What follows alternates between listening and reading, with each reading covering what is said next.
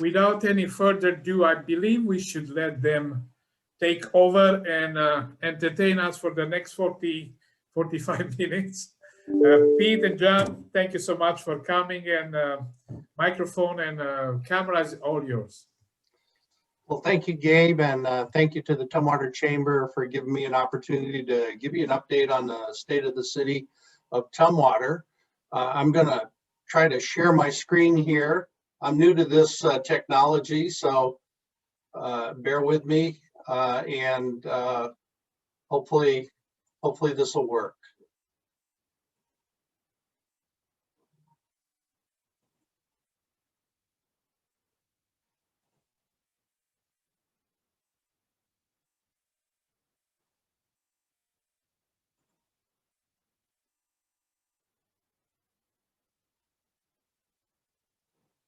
All right, is that image coming through for everybody? Good. Well, again, thank you for having me here this afternoon to give you an update on the state of the city of Tumwater.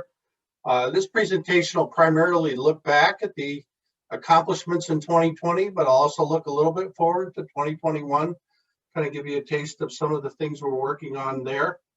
And I'd like to thank Ann Cook, our communications director, for helping put this presentation together. So I think, like for most of you, the pandemic has really presented the city with some unique and difficult challenges.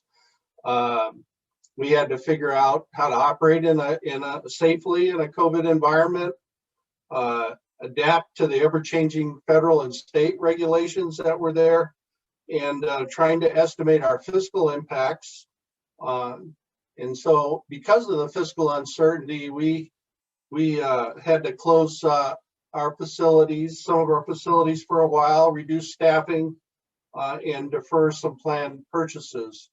But the good news is as a result of those early actions, we were able to stabilize our budget and really, I think, position ourselves well for 2021 and future years.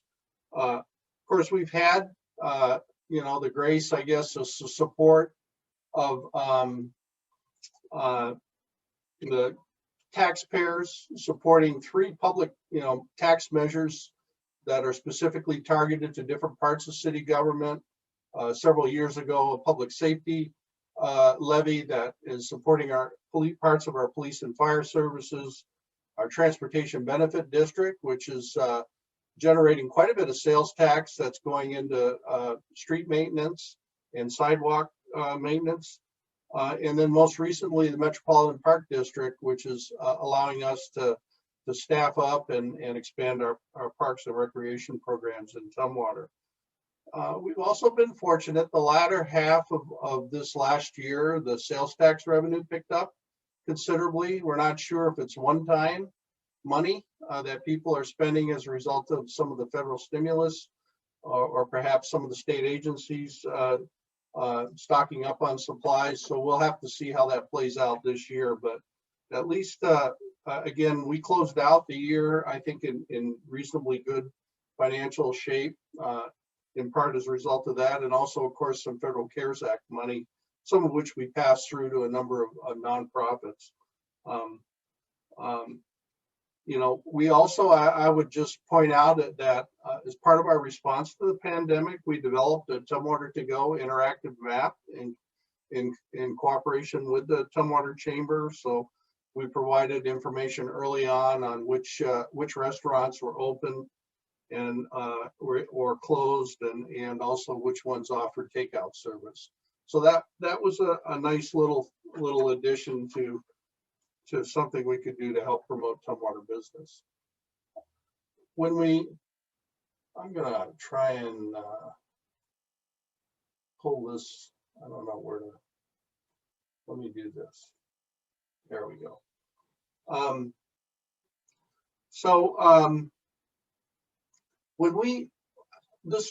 I'm going to structure this talk around our strategic priorities. The council several years ago set strategic priorities. We periodically update these. there's a lot of detail underneath this, but really what it boils down to is these are the 6 strategic priorities that help really govern how the city moves forward. And we use these to develop our budget, to allocate staff resources, and set spending priorities as well.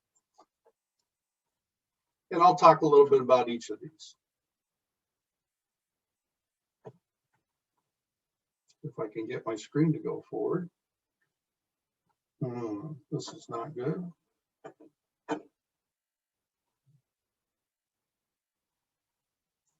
Here we go. So of course, one of our major efforts in Tumwater is continued economic development, and a lot of our focus has been on trying to get the brewery redeveloped. We've invested over $5.5 million in infrastructure around the brewery in the last few years in an attempt to enhance that property for future redevelopment. And of course, part of this whole strategy is to make Tumwater a destination for, building on that history and make it a destination for brewers, distillers, and cider makers to refine and grow their businesses here in Tumwater. And an important piece of that is the South Puget Sound Community College Craft Brewing and Distilling Center, which is now open along Capitol Boulevard near the brewery. And will provide an opportunity for folks that are interested in either getting into the business or growing their business to learn more about how to do that. And this building also will house Heritage Distilling. We'll have a manufacturing facility in this building. And so we've been working in partnership with the Parsons family and South Puget Sound Community College to make this a reality. And it's great to see that it's finally open, although in a reduced status right now because of the pandemic. There will be future buildings one of which will house Ninkasi Brewing Company from Oregon.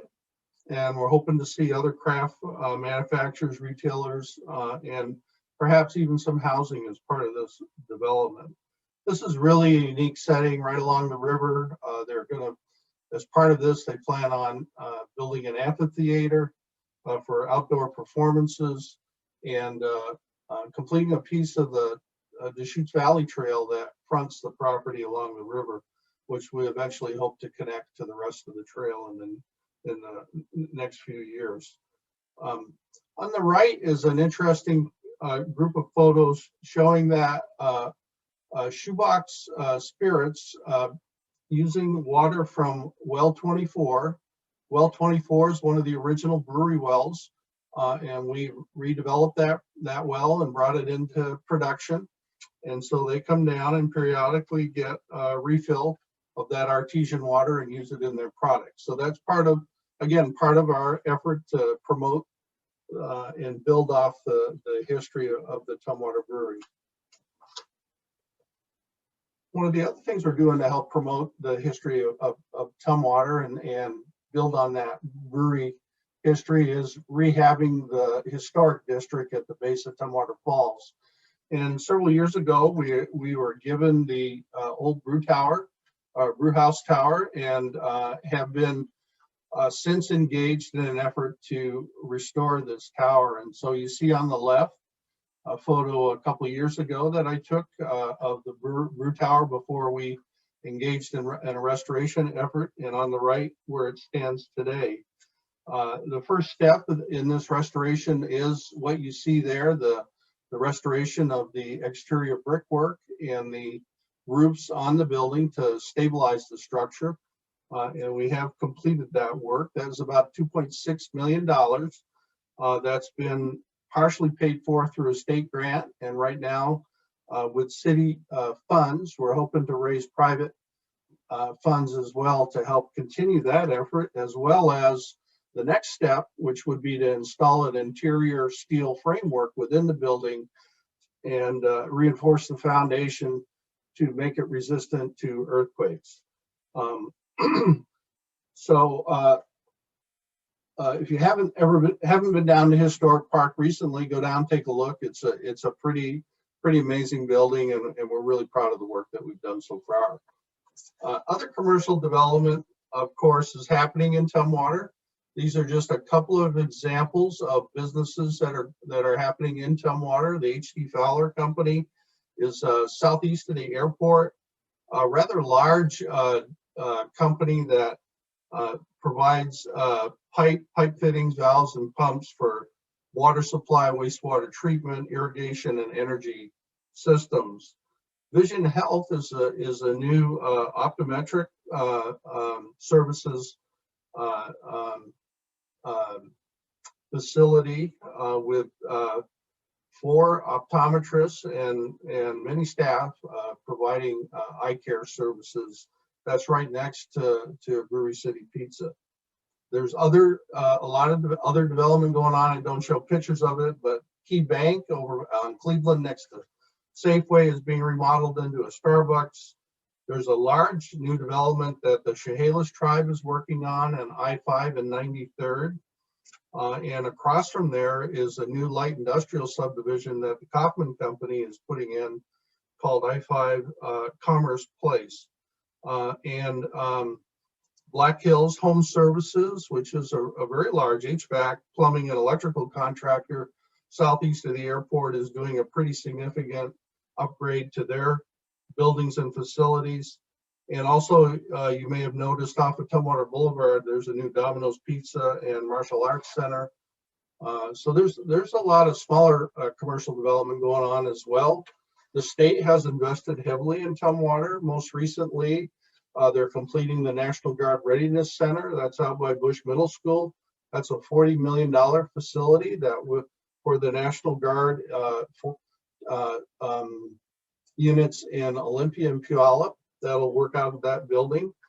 And that is a 75,000 square foot LEED silver building is what they're hoping to create there, that can house up to 700 Guard members during activation. In addition to that, the Washington State Fish and Wildlife Department has invested $9 million in upgrading the fish capture facility at Tumwater Falls Park. And this will provide a lot better opportunity for people when the fish are running in the fall to be able to see them. There are viewing windows. It's really quite a spectacular new addition to the park, and I think will be a huge tourist attraction. And one of the things we are thinking about is how do we take advantage of that and maybe create another community event around that fish run. Coming soon in the future, L&I is behind L&I. The state is going to be building a new $50 million laboratory for L&I and the Department of Agriculture. And that is in the review process right now. And in addition to that, Kim Wyman, our Secretary of State, has committed to building the new state library and archives building in Tumwater off of Tumwater Boulevard. That'll be a $100 million facility. So pretty heavy state investment going on. In addition to commercial activity, there's been just a tremendous housing boom going on. The graph on the left shows you the total number of units that we've actually permitted. And just a couple of pictures of the housing developments that are going in. Kershaw Crossing at the bottom, and Tumwater Point Apartments.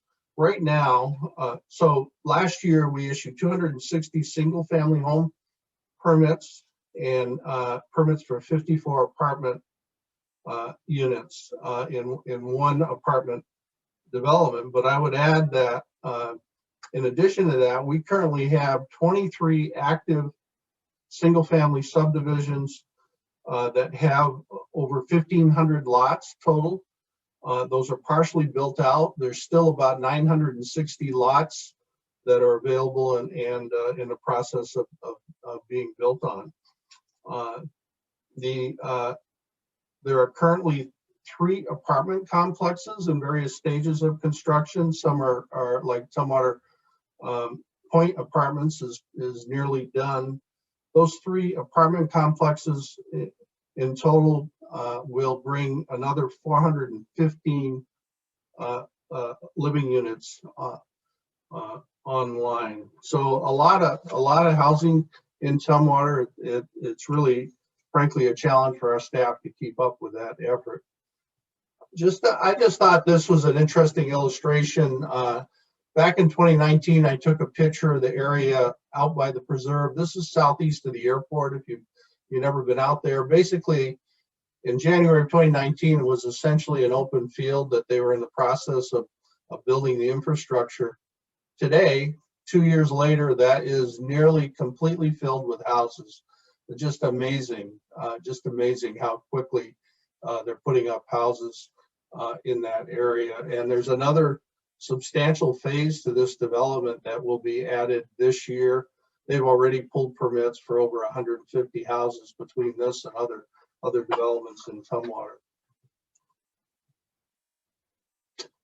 So one of our strategic goals, of course, is also to keep a community that is recognized for quality, compassion, and humanity. And so, of course, part of that is having a solid park system. And we're fortunate that the voters approved the Metropolitan Park District, which is a junior property tax district in November of 2018. And that provides dedicated and stable funding for our parks program. 2020 sort of set us back in the pandemic. We really focused on maintenance, trying to get caught up in maintenance and actually move some staff around just to get caught up. And so here's just a couple of pictures illustrating that. That's Deschutes Valley Park, which where the vegetation got a little out of control, and they've spent quite a bit of effort bringing that up by thinning the plantings and really positioning that park for the future. They've also spent a lot of work this year fixing damaged irrigation systems. And interestingly enough, the park system has had a really heavy use during the pandemic. People just want to get out. So there's been a lot of work on keeping the playground equipment up to snuff and other repairs. Unfortunately, we've also seen a lot of tagging and vandalism, so there's been a lot of work related to that. Next year, we will be shifting focus. We'll certainly keep up maintenance, but we're going to shift focus to, we're going to build a new neighborhood park southeast of the airport in the preserve area where we've got land now acquired to do that.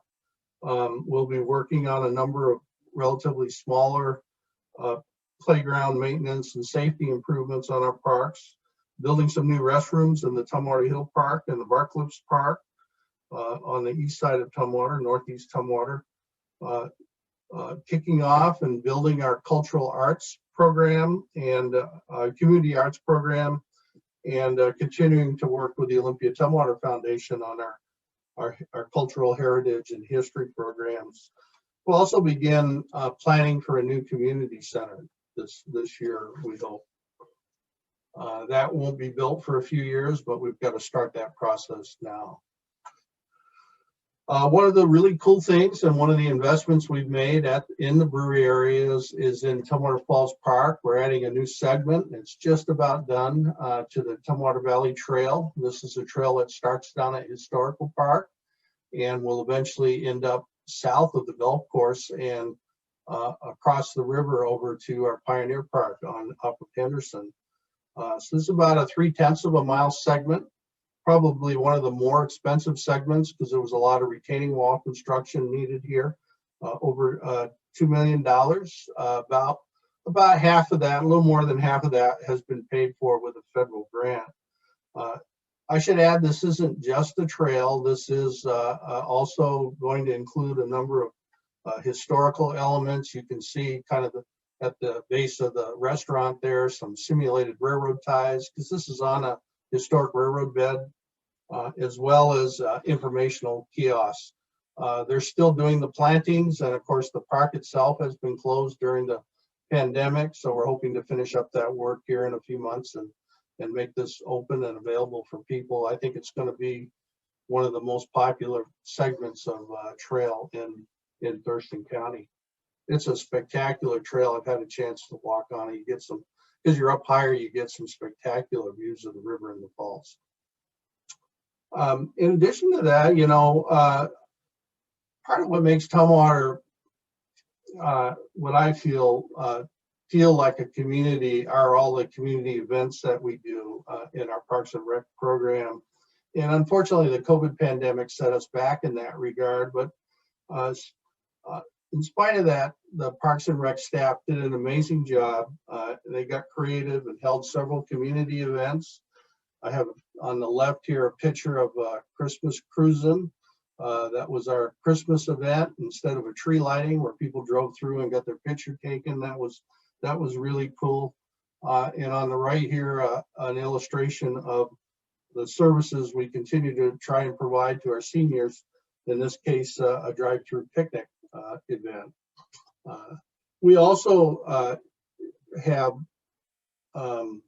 distributed substantial funding to nonprofits for rent support, for food and food distribution, and also business economic assistance, which I'll talk a little bit about more here in a minute. Part of having a quality community, of course, is thinking ahead and planning for the future. And so we've been doing that. A lot of work going on by our long-range planning staff, which are under Mike Madlock here. And, you know, in addition to just the routine zoning and comp plan updates and some of the ordinances that we've updated, they've also taken a major effort in a couple of areas. We have a new urban forestry plan where that will lay out some goals and recommendations on how we can improve our urban environment, our forests within our urban environment. And this is on the picture on the left, just lower Tumwater Hill. You can see, even though a pretty intense developed area, quite a few trees and really an urban forest that needs to be managed in a coherent fashion. In addition to that, we've been working very diligently on our habitat conservation plan, which provides a framework for mitigating impacts on prairie species like the pocket gopher, as well as wetland habitat in Tumwater. And that work will continue this year, but they've made substantial progress. We also approved and have been working with Lacey Olympia, Tumwater, and Thurston County have been working together on a regional climate action plan. That has been accepted as a framework by all the jurisdictions, and we'll be working on that in the future. The three cities are also working on a housing action plan to help address affordable housing and provide more housing as the demand has just gone through the roof, as you can see. And this year, upcoming year, we hope to reactivate our community arts task force. We're in the middle of a community survey right now. If you go onto our website and can express your opinion about some of the priorities that you think we should be doing under that program. So there'll be quite a bit of work continuing on these and other initiatives in the future. One of our goals, of course, is to create and maintain a transportation system for all modes of travel. This last year, a lot of focus on Capitol Boulevard and nearby arterials, repaving. This is work that Brandon Hicks and his team have been doing. Over $4 million worth of work this last year. And it included paving at the very southern end of Capitol Boulevard, the old 99 near the airport. We chip sealed Tumwater Boulevard. Center part of Capitol Boulevard, there was some paving done as well between Israel and X Street. And then on the north end, which these pictures are for, from the bridge north to the Olympia border was completely repaved. A lot of reconstruction work there. They realigned the intersection with Cleveland to make it more safe for vehicles as well as for pedestrians crossing that location. And there were some important pedestrian enhancements done as well. A lot of fixing up of the ramps for ADA compliance, Disabilities Act compliance, as well as sidewalk reconstruction and work as well. And some pedestrian activated signals like this one on Capitol Boulevard added so people can press a button and alert drivers so they can more safely cross the street. That also included redoing the signals at Custer and Capitol on the left here to make to help traffic move more better through that intersection, as well as provide for better pedestrian safety. This is our oldest signal in Tumwater. As Brandon likes to say, it was operating before he was born. And so there have been some changes to the lane configuration and the timing there. So I just alert you to pay attention. There are some changes there. And don't be surprised if you find yourself in the wrong lane. As part of this project, Custer Way, we added, really reconstructed most of Custer Way, added a new stormwater system that includes treatment of the stormwater and a new water line, and then repaved Custer Way as well. On the right, our newest traffic feature is a mini roundabout. This is at the intersection of Crosby Boulevard and Barnes Boulevard on the west side of Tumwater Hill. And that was paid for by the private development apartment complex that you can't see, but is behind the trees there that went in. So that, I think we'll probably see this kind of traffic control feature be used in other parts of Tumwater in the future, where there's not a need for a large roundabout, but these little mini roundabouts can help move traffic and improve pedestrian safety. Our next big project is the reconstruction of the Capitol Boulevard Trosper interchange. I've talked about this in the past. This is going to involve a new entrance to the freeway off of Lee Street and a series of roundabouts to help move traffic through that area and alleviate the congestion in that area, as well as provide better pedestrian and bicycle safety as well. We're in the process of acquiring right-of-way right now, and still at this point, it's probably anticipated that we won't begin construction until 2022. This is a $14 million project. About half of that is being paid for by the state. So that will be a significant project when it starts, and will be an area you'll definitely want to stay away from.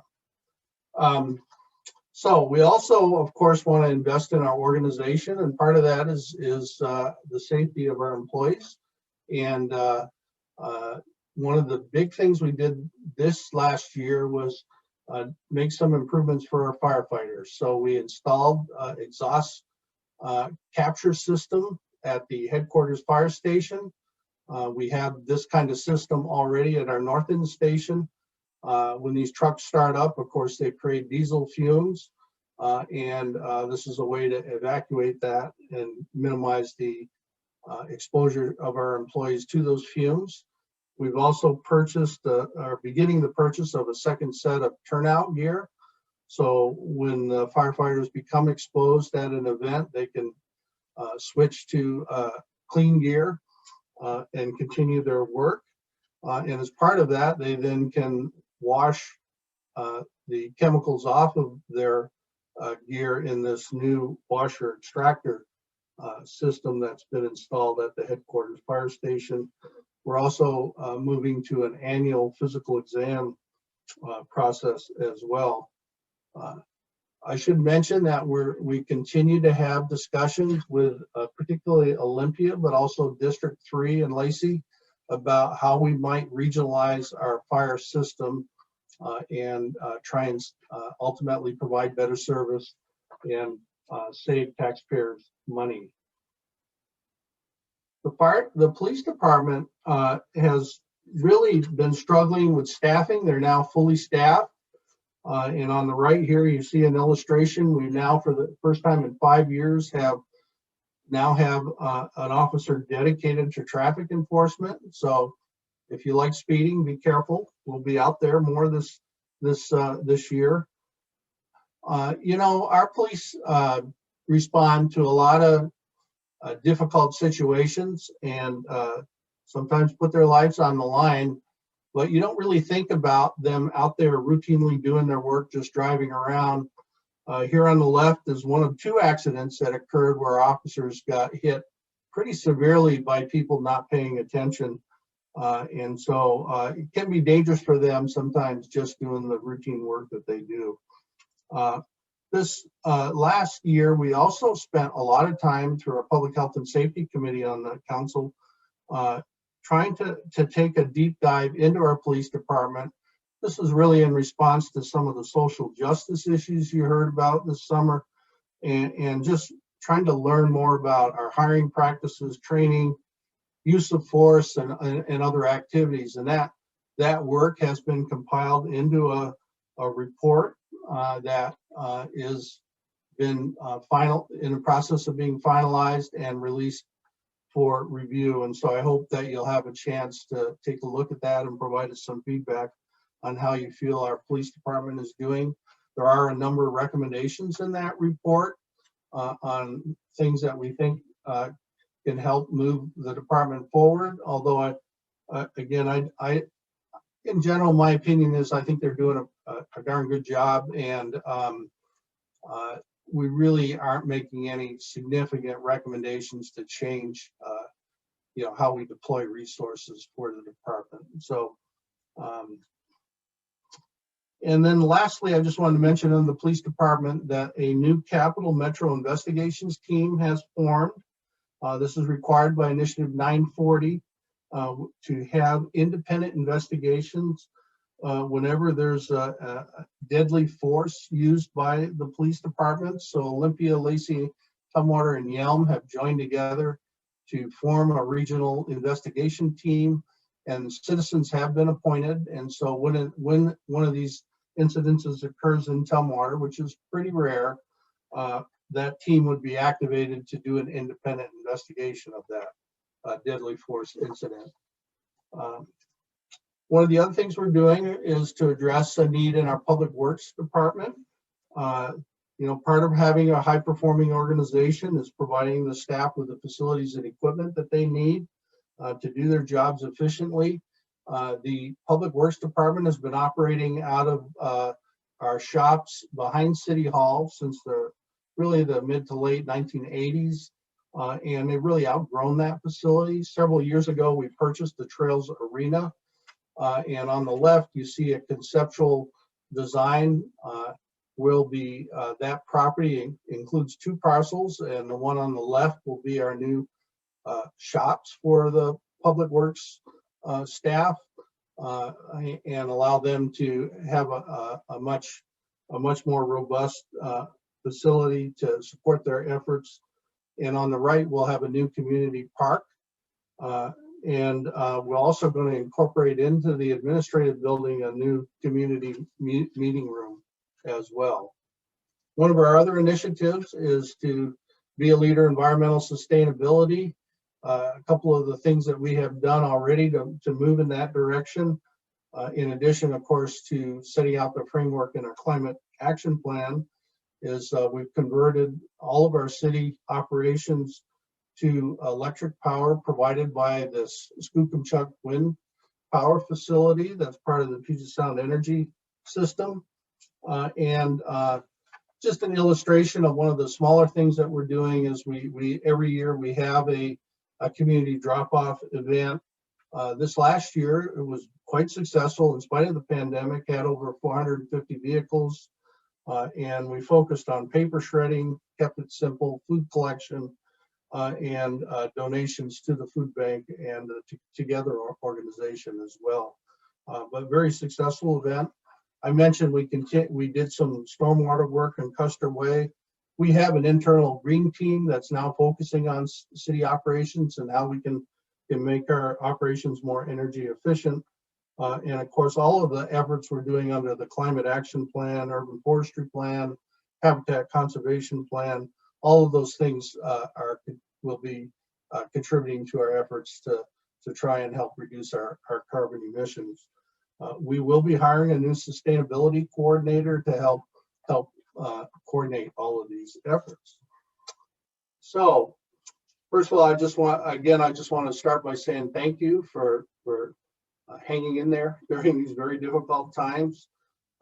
We did contribute a fair amount of funds to the Thirst and Strong effort, and they were able to leverage that with other funds from the county and other sources that they had to provide businesses with support in Tumwater. Over $1 million in direct financial assistance was provided to Tumwater businesses, and every Tumwater business that requested funds was able to receive funding. I know still, though, that many of our small businesses are struggling, especially in the hospitality area where restaurants and hotels are really hurting. And so I encourage you to support those businesses any way that you can. But you know, I think in spite of all this, I'm optimistic. We're in a good position.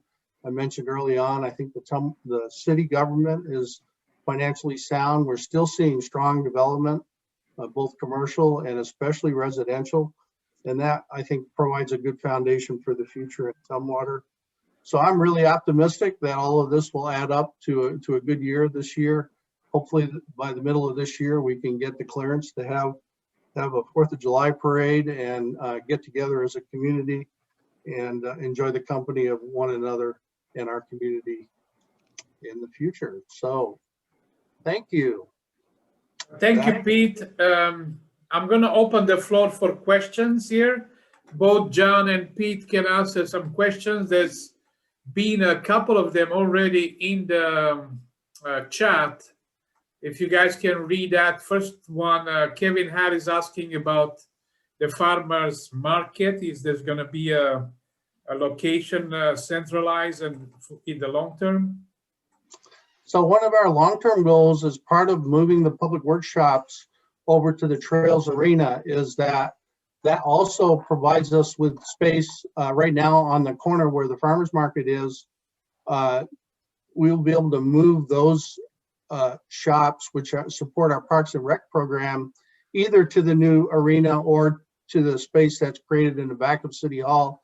And that will really open up a potential long-term opportunity for the farmers market to really become established at that corner. So I don't know if they're going to, how significant an operation they will have this summer.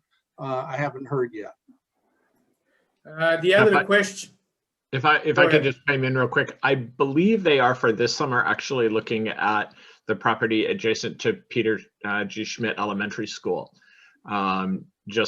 It might have a little bit more accessibility. They've been very challenged through COVID because so many of the state workers that are in that area haven't been coming to work. So they've sort of lost their midday audience. Thanks, John. The other question, Claire Ferris asking if there's going to be a bridge or a road connected to Yelm Highway to Cleveland Boulevard, Capitol Boulevard, to the brewery where the backside of the golf course? Yeah, so when we re-looked at what it would take to redevelop the brewery property, one of the key issues was traffic in that area. Of course, since the brewery closed, traffic has increased considerably on Yelm Highway in Cleveland as a result of a lot of the development in southeast Thurston County. And so one of the keys we feel to helping redevelop the brewery is to move that traffic in an alternative way to the freeway, because a lot of those cars are simply going to the freeway. And the best alternative that we've come up with is what we're calling the E Street connection, which is a street that would connect from the meat market, that area there, across the valley and come out onto Cleveland Avenue. So we'll provide a direct route for folks that are coming from the southeast to the freeway. So that work, we've scoped it out. We're asking for money from the legislature this session if they do a transportation package for design and permitting for that project. It's probably going to take federal funds. It's well over a $50 million project to bridge that valley.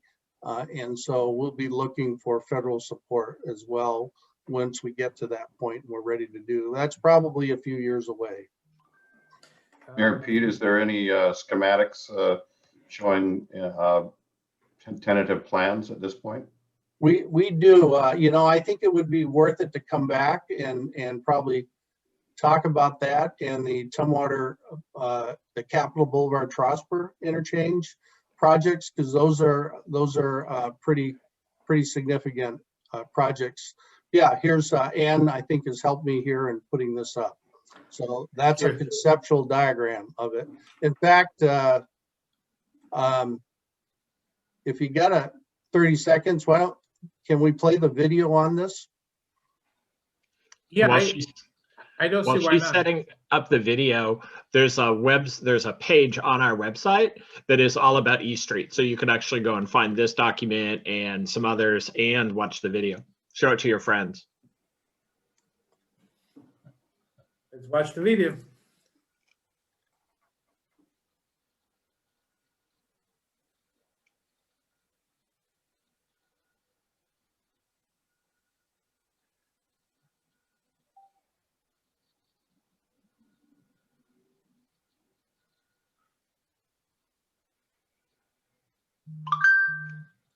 So this would allow us to bridge both the river and as well as the railroad tracks.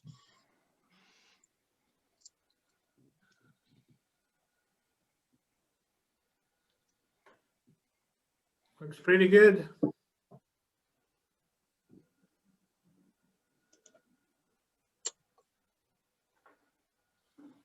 So there you go.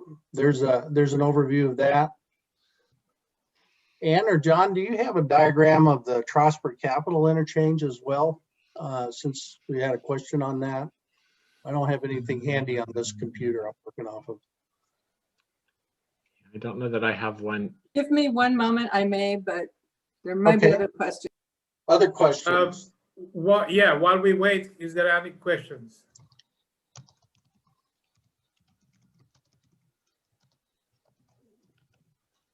It appears that the bank is going to go away there on Capitol Boulevard and Trosper. Yeah, so we need to acquire right of way from several businesses. The only two that will result in the businesses actually closing are that and the faux restaurant there are the two that will likely end up closing. The bank we're in the final processes of acquiring that bank on the corner.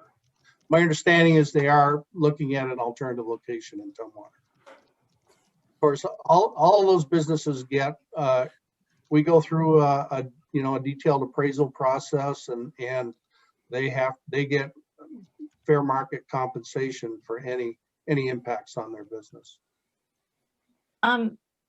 Would there be anyone to come and talk to a board like my board at Chinook, because we're directly behind the coffee place there? Absolutely, yeah, we could arrange that. We Yeah. obviously have a new board since the project was first considered, so I think it would be really wonderful if they could hear it. And Yeah, because it will actually make your entrance better, in terms of how you get in there.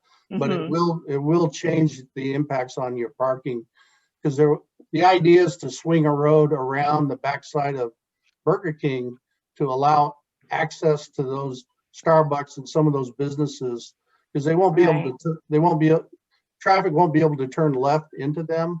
That's part, by putting this roundabout and some of the separators there, because we have a lot of accidents that occur there as a result of those conflicts. So this should clean that up and provide an alternative access to those businesses.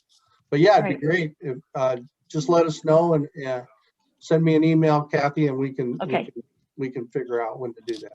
that'd be great. Yeah.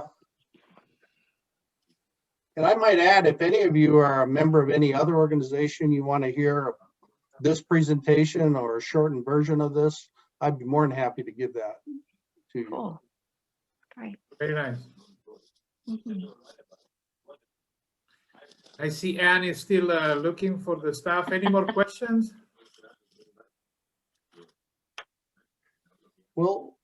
if we can't bring it up here, we'll bring it up at a future meeting just to illustrate that.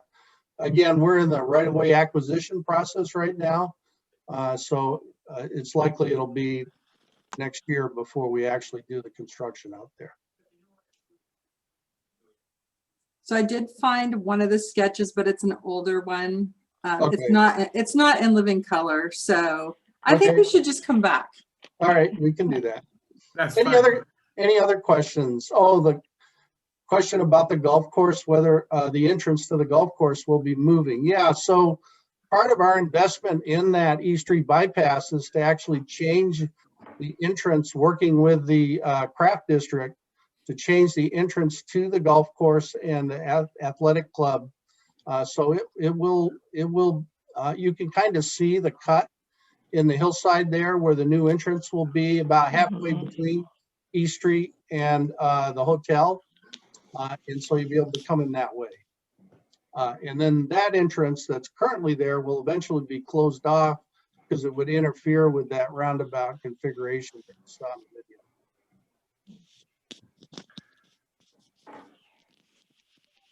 All right. So gentlemen, thank you so much for the presentation. Very, very informative presentation, and we're looking forward to some of these projects to being executed. If the chamber can help in any way to promote something, just let us know, and more than happy to do that. Before we go, I want to thank everybody to being part of this. Looking at some of the chamber things going on. First of all, take a look at the new website. It's updated. It's working pretty good. We're supposed to have some local information about the statistics and so on. Is that going to be updated? So there's quite interesting information in there. The new structure plan for the fees and the membership, sponsorships and everything that's available still on the website. Time to renew your membership if you didn't do that online. If not, just give us a call or email to info@tumwaterchamber.com and we can help you renew your membership. Org Support, it's our organization that actually is behind the scenes, is providing all the technology and all the stuff that we need to complete this forum and everything else around the chamber. Don't forget about the golf tournament. We're still looking for players and sponsorship. Part of the proceeds is going to go to the Boys and Girls Club. We're still in a process of deciding how we can do this correctly, and obviously first year we need to put a little bit of push to make it a successful event. The city was nice enough to let us use the course, obviously Tumwater Chamber with Tumwater Golf Course, a good partnership. We're trying to do something really good for the community and have some fun. We work hard, but I like to see us play hard as well, not just work, right? Other than that, looking for next month. We still don't have a decision yet of what's going to happen. We'll still deciding on next month program. Hopefully it's going to be something interesting and value for you guys. Thank you for coming, and I appreciate all the support that we get from everybody. The new welcomers, please, if you want more information, either contact me by email or through the chamber email. Take a look at the website if you want more information. If you want to talk to somebody in person, I'm available at any time, and hopefully we can have some new members and a good start of the year. Again, thank you everybody for coming, and if there is nothing else,